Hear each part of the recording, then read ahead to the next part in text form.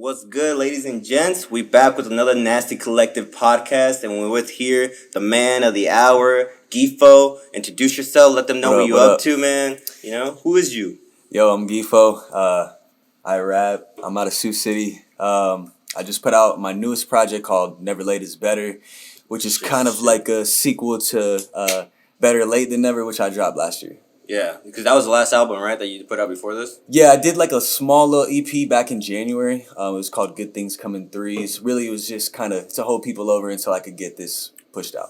So what's different about this album that you just put out compared to the other one? Is it like experience? Is it like... Yeah, it's a mix of things. How you coming out with this one? It's a mix of like all that, really, dude. Yeah. So last year, I kind of started doing my own thing and branched out and started like navigating the landscape of like finding beats that I like, kind of finding a sound that I wanted to go with. So I think with my first project, sonically, it was cool and it was dope, but I think this really just makes more sense. Right. There's more of like a vibe, and you'll catch that track one and it really carries through to the very end. You being a person that has been like rapping for a minute, like even back from before high school and shit, like, and you guys had the group here in Sioux City, but you coming from then to now in the new age of like 2022, do you feel like a veteran in this game and you're like, okay, now I know exactly how to move around and shit? Or is it like you're still like, oh, okay, I'm still like that beginner learning? Or what's like the mentality right now? Yeah, I mean, dude, I would be lying. I'd be capping if I didn't say that I felt like a vet, you know? Right. Because I've been recording music for like 12 years. But I'm always learning, right? And that's why I like working with other artists. And on this project, I did branch out to dudes that I hadn't worked with. And like even for other things, like you and Give me some names. Give me some names. So we got Crisis on there. Shout out to the homie Crisis. He just dropped a track with me. What's the track called? It's called Stuck. He dropped that a couple weeks ago. And then we got homie Grim from 7 Squad. Yeah. Big shout out to 7 Squad, man. The youngin's just killing that shit. He killed his verse, both his verses on it. What's that one called? That one's called Bark. The one with Crisis is called Nightmares. Hey, Bark is probably one of my favorite songs on the album, for sure. Hey, thank you. That shit's badass, so... Yeah, he came through like a true pro. But yeah, I think I do feel like I'm starting to get like a good sense of my footing and stuff, and I feel like this year I could really like kind of take off and do a little bit more than I've done before. I be hearing a lot that like this is the year, you know? Do you feel like that mentality too? Of like this is my fucking year, I'm gonna get this shit. Yeah, it's cliche as fuck. People always like, oh, this is my year, my year. Nah, but 2022 though, it feels like that this year, you know? Like I even had that feeling of like, oh shit, the summer's about to be popping like a motherfucker, you know? Yeah, true shit. I mean, coming off the pandemic and just like readjusting to life, it's been a rough couple years for a lot of people. So that's probably what it is. That pandemic, it's like coming right out of that pandemic, and everybody's like real. Re-energized, you know, they're ready to like get their lives back on track and shit. Yeah, real shit. We've been on a pause for a fucking minute, and it's been like, damn, like what's been going on for the longest, you know? It's like even last year, you've been performing. What was that kind of like? Like where you went out and performed even downtown, and like what kind of spots did you hit up that year? So last year, it was crazy, man. Like I hadn't performed for a couple years. I was low key dusty, but I was coming off the shelf, putting like different singles out. And then that's when the homie PSK hit me up to hop on a track with him, Intentions last year. And so because of that, I kind of got catapulted into doing bigger shows than I had ever even done in the past. And it was a really great opportunity to learn from him and grow and just kind of get my stage presence about me. So we did a show early July at Whiskey Dick's. Then we did... then he played his second show like in that month at Saturday in the Park, so I got to do that song with him, which was super dope for an experience. And then performing in front of Saturday in the Park, that's like one of the biggest ones here in like Iowa, right? That's a goal, dude. Like that's the goal here in Sioux City. It's definitely a goal, and I was so proud of him that he landed that. You know, he did his tour thing last year. We're gonna need Gifo on that Saturday in the Park this year, bruh. We're gonna have to make it happen. You know, whoever you guys know out there, hit him up, because this is what needs to happen. I'm telling y'all. But no, for sure, like that, has that been a dream for like a minute, like performing that? For sure, man. Getting that little bit of a taste of it last year was dope. But yeah, it's definitely a dream. It's definitely a goal coming from Sioux City. I mean, dropping the album, like, what do you expect the return to be as far as like the reaction from the people, or like just getting noticed, or like getting your album noticed a little more? What do you expect from it, like after dropping it? You know, sometimes in the past, I did feel a little bit slept on at times. Mostly, though, I mean, anytime that you kind of feel like that, you have to evaluate what you're doing to like bring to the table for people to notice you. Yeah. I think last year I didn't have a lot of expectations for myself just because I was getting back into it. So Yeah. this year I do have big expectations though. Like I do want to be able to do things that I haven't done before, go places that I haven't gone.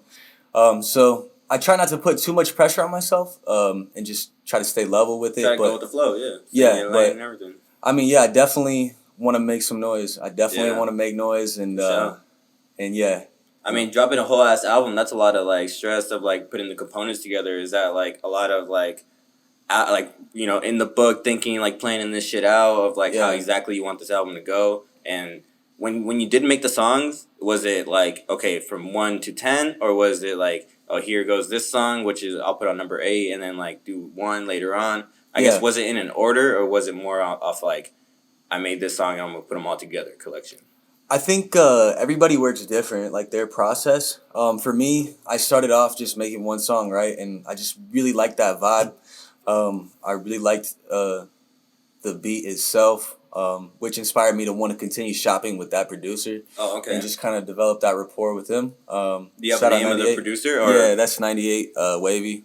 Oh shit! Okay, 98 Wavy. So see y'all. Yeah, I just kind of started with the one track, and just started piecing stuff together. Once I had pretty much all of them done, that's when I went back through and I was like, okay, sonically, like what makes sense, and just kind of like try to listen to them, see what makes sense for an order, and then just kind of feel it out, right? So that was kind of the process, and then I saw a big thing was like you reaching out to other people and like really getting them on your album, you know? Yeah, I mean, has features been like a thing throughout all your albums, or? Well, I mean, for sure. I think like a criticism that maybe I got in the past that I had to take was like, hey man, we need to hear more verses from you. Like, oh really? Don't be too feature heavy, right? Like, we want more of you.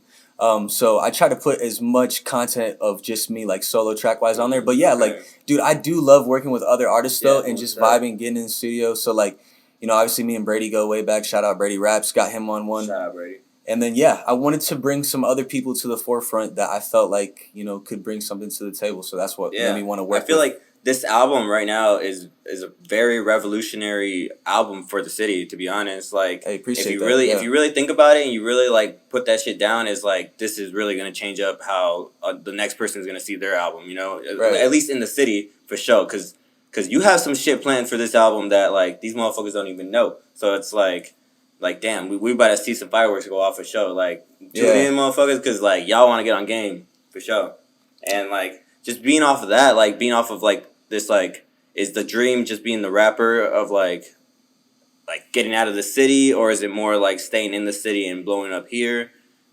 How you see Gifo? I mean, for me, like, I got 2 kids, I got a family, so for me, it's about finding that balance of, like, I got my work life, my personal life, but also, like, aspirations and goals that I want to achieve, so. How is that balance? How is that, like, struggling with that, being a dad and then being Gifo, the rapper? I mean, to be honest with you, bro, like, sometimes I get tired, sometimes it's whatever, but it's easy, right? Like, if you want something bad enough, it's easy, right? Like, I just make it work, whatever I got to do, and I got a dope partner that she helps me make shit work too. So shout out, for real. You got to have that backbone. But yeah, I think basing like what I do out of like my hometown is cool with me right now. My kids are young, like I'm still pretty young. I like to think. Do you feel like your kids growing up? I don't know if you mind, but 2 boys or 2 boys. So your 2 boys, them growing up. How do you see them, and like, are you trying to put them on game with like the whole rapping and everything? Like, yeah, I mean, they definitely fuck with the music, man. They hear the music before anybody else, and like, it's funny, like, I rehearse like in the crib sometimes, like a kid, you know what I mean, just like in front of the mirror, like just practicing my music, right, or like in the car, I'm bumping beats, or I'm playing the music on like the sound bar in the crib, just kind of vibing, like. So those guys are used to being around it, and they actually like be like rapping my lyrics with me. And like I actually hit up Brady the other day. Yeah, my son was rapping Brady's verse the other day. It was dope. Oh shit! Yeah, man. Damn, got little rappers. I mean, we'll see what they become. Yeah, but they're definitely used to the music. So like going from that, like that's the new generation right there. So just your future in general, what's to come for Gifo, and like what's your last message for these homies that are out here and watching you, make your moves out here? Well, first off, I appreciate you having me, and just working with you has been great. And I think that's key, right? Like, I just want to thank, Dylan Foote for helping me bring my vision to life. You helping me bring other visions to life that we're going to be rolling out soon.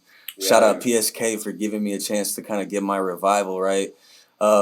Big shout out to the guys that came before us, though. Like, we got people like Elroy Beats, Protege, Ebola, Biggs, right?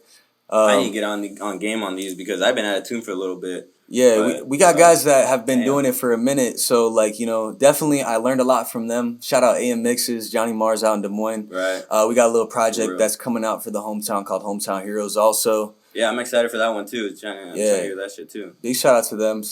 Gifted Innovational, he's another producer that's been cool. Shout out to my dude, Skylar Mann, who produced the song Nightmares. Had to get one of those tracks on the project too. But yeah, I just, it's good to have that support system, right? It takes everybody. So a lot of people help me make what I want to do possible. So appreciate them.